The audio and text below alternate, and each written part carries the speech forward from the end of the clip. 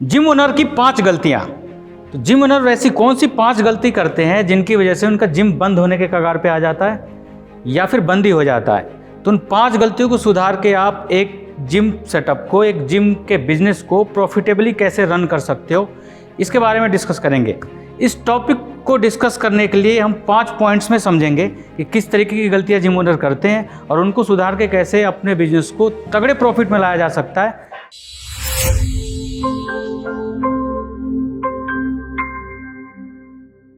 So hello guys, welcome to kingdom of fitness gym equipment manufacturing company. तो gym owner की जो 5 गलतियां है उसको पॉइंट वाइज समझेंगे। पॉइंट नंबर 1, जो भी जिम मेंबर आपके पास इनरोल करता है, मेंबरशिप लेता है, वो लेता क्यों है? पहले उसका आपको वाई क्लियर होना चाहिए। सब लोग जानते हैं कि क्या कराना है, सब लोग जानते हैं कि कैसे कराना है, लेकिन क्यों आया है वो, इसके बारे में कोई डिस्कस नहीं करता।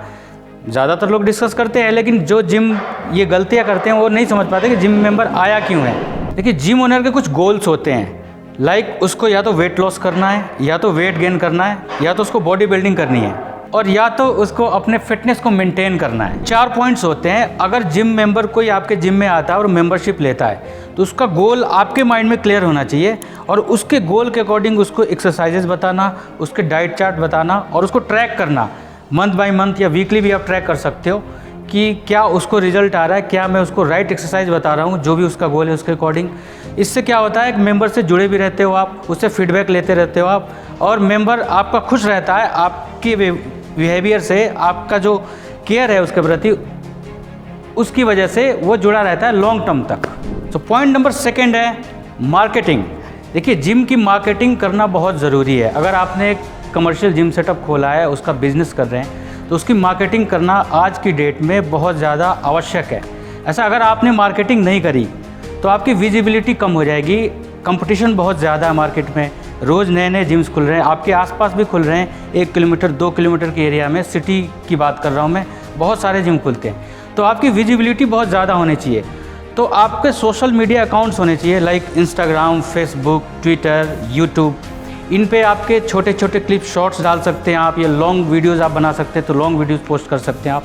जितनी ज़्यादा आपकी रीच होगी उतनी ज़्यादा आपकी मेंबरशिप इनरोलमेंट बढ़ेगी। सेकंड, आप 3 तरीके से मार्केटिंग कर सकते हो। पहला, डिजिटल मार्केटिंग कर सकते हो, बहुत ही कम अमाउंट में, एक दायरे में, लाइक आपका जिम जहाँ है वहाँ से 5 किलोमीटर के दायरे में आप डिजिटल मार्केटिंग कर सकते हो बहुत कम कीमत पे। सेकंड, आप इवेंट मार्केटिंग कर सकते हो। इवेंट मार्केटिंग में आपको एक एग्जांपल देता हूँ।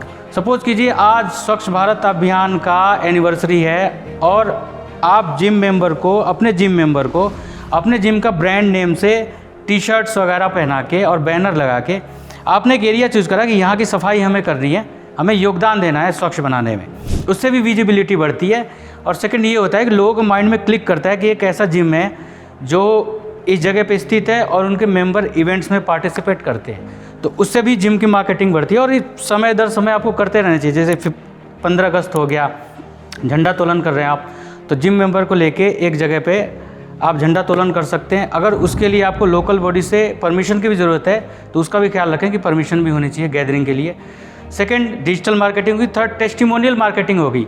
जो भी जिम में आपका रिजल्ट ओरिएंटेड प्रोग्राम है, उससे किसी को फ़ायदा हुआ है, जिम इनरोल करते वक्त कोई मेंबर का वज़न अगर 70 किलो है और वेट लॉस का उसका मोटो है और वो 60 किलो पे पहुंच गया 2 या 3 या 4 महीने में, तो आपको प्री और पोस्ट की फ़ोटो, उसकी वीडियो, उसकी टेस्टिमोनियल, ये हमेशा ही हाईलाइट करके रखना है अपने जिम में भी और आपके सोशल मीडिया हैंडल्स पे भी।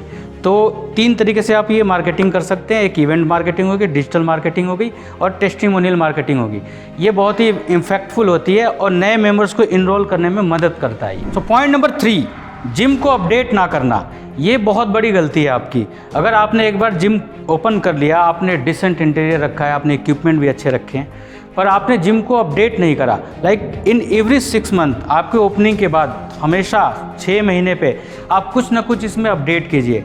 आप अपडेट या तो कुछ छोटे मोटे इक्विपमेंट ऐड ऑन कर सकते हैं। जो पुराने मेंबर होते हैं उनको लगता है कि जो हमारे जिम ओनर है वो हमारे लिए कुछ ना कुछ नया करते हैं, कुछ नया ऐड ऑन करते हैं, और जो नए मेंबर आते हैं इनरोल करने, उनको क्वांटिटी ऑफ इक्विपमेंट ज़्यादा दिखती है, तो उसमें आपको हेल्प होगी इनरोलमेंट में। सेकेंड, आप अगर इक्विपमेंट नहीं बढ़ा सकते, आपके पास स्पेस की दिक्कत है, तो आप इंटीरियर वाइज कुछ अपडेट कर सकते हैं। जैसे थोड़ी बहुत लाइटिंग चेंज कर दी, थोड़ा बहुत उन जो भी आप सुविधाएं दे रहे हैं, लाइक किचन अगर है आप में तो किचन अपडेट कर दिया, मैट्स फ्लोरिंग अपडेट कर दिया, वॉल पेंटिंग अपडेट कर दिया। तो कुछ ना कुछ आपको एवरी 6 मंथ में अपडेट करते रहना है। इससे आप कंपटीशन से भी अहेड रहोगे, आगे रहोगे और नए मेंबर को अट्रैक्ट करने में बहुत आसानी होगी आपको। तो इस बात का हमेशा ही ख्याल रखना है। इस पॉइंट नंबर 3 को आप नोट कर लीजिए कि जिम को हमेशा ही अपडेट एवरी 6 मंथ करना ही करना है आपको। पॉइंट नंबर 4, स्टाफ में इन्वेस्ट ना करना। आप क्या करते हैं, कई जिम ओनर क्या करते हैं कि उनके पास मोर देन 100 एनरोलमेंट हो गई, वो खुद भी ट्रेनर हैं पर वो स्टाफ ऐड ऑन नहीं करते। देखिए 3 तरह के स्टाफ तो मस्ट हैं। एक तो हो गया ट्रेनर, अगर आप टोटल हैंडल कर सकते हो क्लाइंट को तो ट्रेनर आप खुद हो सकते हो। लेकिन क्या होता है, आपको मैनेजमेंट भी हैंडल करना है, आपको ट्रेनिंग पार्ट भी हैंडल करना है, तो हो नहीं पाता। तो आप एक अच्छा स्किल्डफुल ट्रेनर रखिए। ट्रेनर, फिर क्लीनिंग स्टाफ होना चाहिए आपका।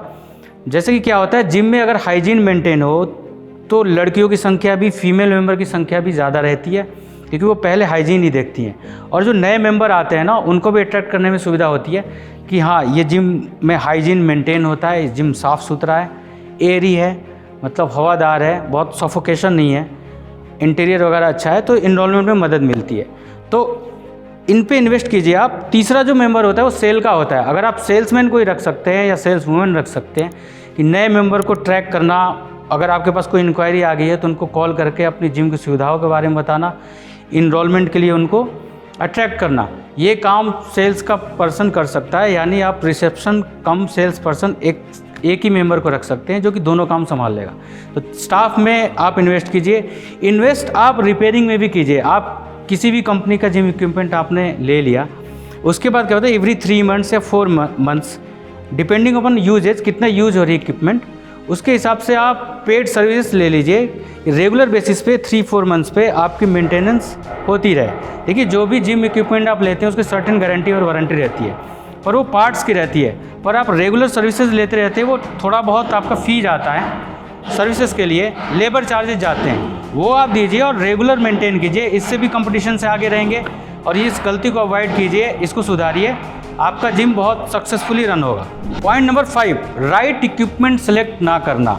देखिए आपका एरिया कुछ भी हो सकता है, लाइक अगर आप विलेज में हैं या एक छोटे शहर में हैं या आप एक बड़े शहर में या मेट्रो सिटी में, जैसे दिल्ली, मुंबई, हैदराबाद, अहमदाबाद, ऐसे सिटी में हैं, उसके हिसाब से आप इक्विपमेंट चूज़ कीजिए।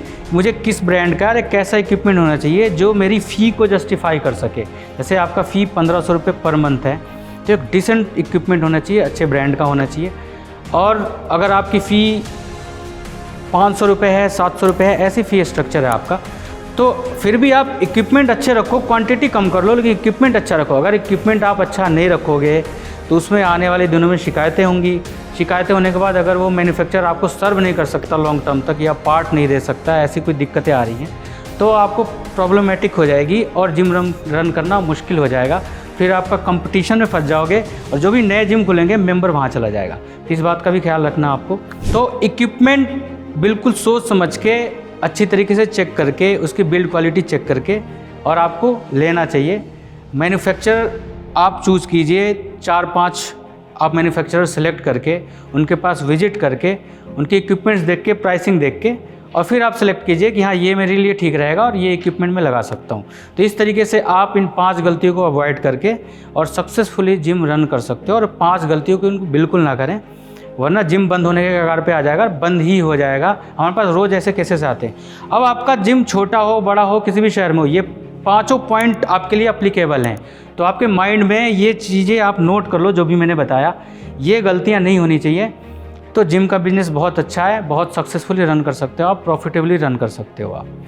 तो इस वीडियो में इतना ही था। आशा करता हूँ आपको वीडियो पसंद आया होगा। अगर आपको कमर्शियल जिम सेटअप लगाना है तो नीचे डिस्क्रिप्शन में लिंक है, कॉल का, व्हाट्सअप का, हमारी वेबसाइट का भी लिंक है। आप जाके हमारी टीम से संपर्क कर सकते हैं और आपको पूरी इन्फॉर्मेशन दी जाएगी कि आपका जिम सेटअप कितने में लग सकता है, आपकी लोकेशन वाइज, आपके फी स्ट्रक्चर वाइज, और कितना पूरा खर्चा आएगा, कैसे ट्रांसपोर्टेशन होगा, कैसे इंस्टॉलेशन होगा वहाँ पे, कैसे आप यहाँ आके मशीनें चेक कर सकते हैं। फुल इन्फॉर्मेशन मिलेगी। तो थैंक यू सो मच।